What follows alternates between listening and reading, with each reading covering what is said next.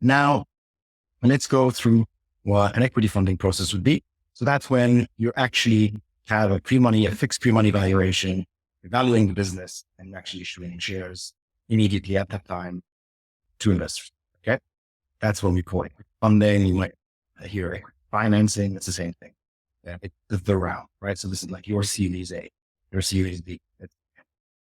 And this is broadly what the process looks like. So at the very beginning, before anything starts, you need to figure out as a founding team, as a business, what is it that you're asking for? You know, do you have an idea of what valuation you like? Do you know how much you want to raise? Do you know who you want to raise from?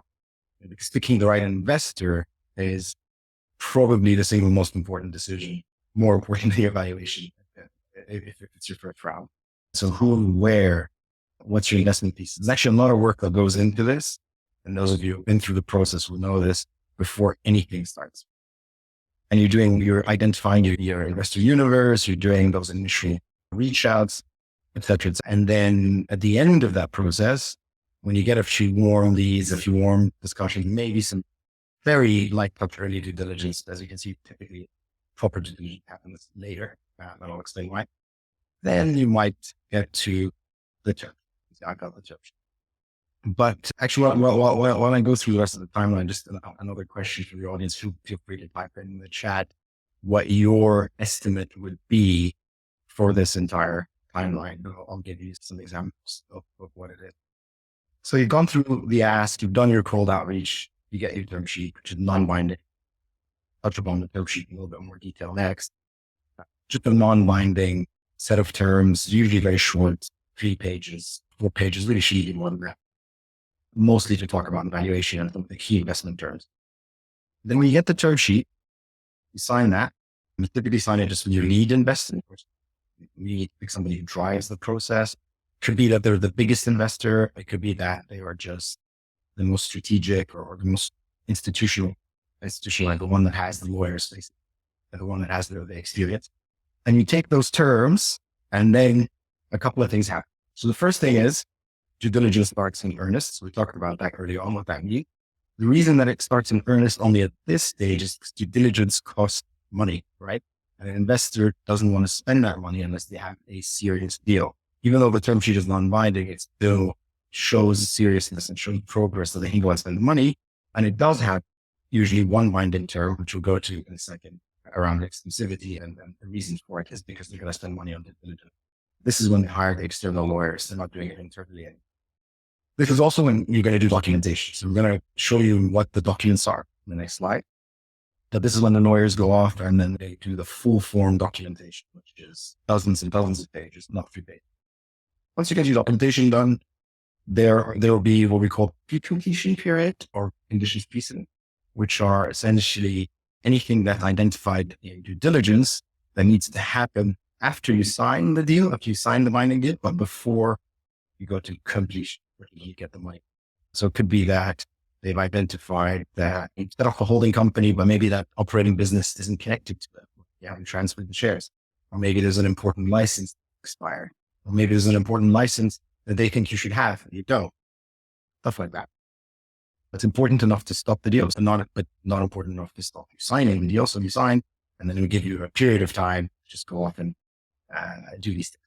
Once these are all satisfied, then you move to completion. So that's cash in the bank, and you do the filing and give them the shares in return, ideally on the same day.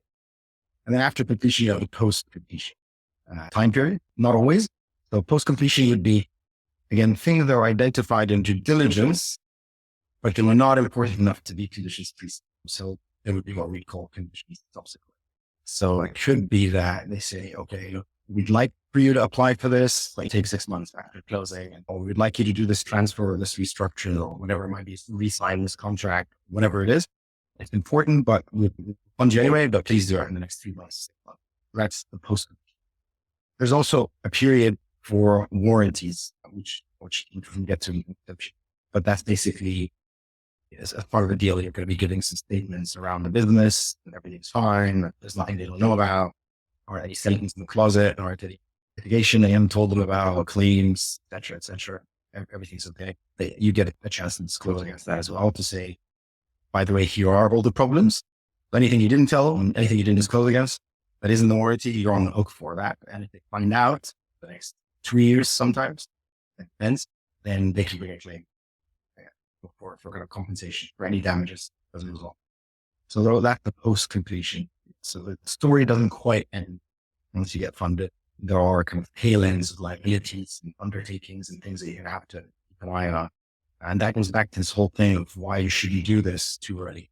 Because this is serious stuff, right? So you're going to have a lot of management to manage this, not just the process, but the.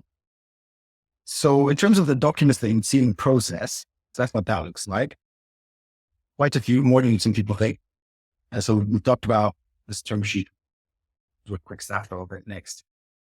There's the shareholders agreement, which is the governance document. That's the stuff that says who's on the board, who has the right to appoint people to the board, what are the share restrictions, lockups, vesting, preemption, rights of first refusal, tagging, counter. So that's the living document that comes into effect on completion, not before. And that's what you live with, go back to what are the veto rights of the investors, which is very important, et cetera, et cetera. The subscription agreement, that's like the money document. So that just says, here's my valuation. I'm going to give X shares to this investor, Y shares to that investor. Here are the warranties on the business. Here are the condition precedent, closing mechanics, who's going to do what, when, here's closing, etc. Here are condition subsequent.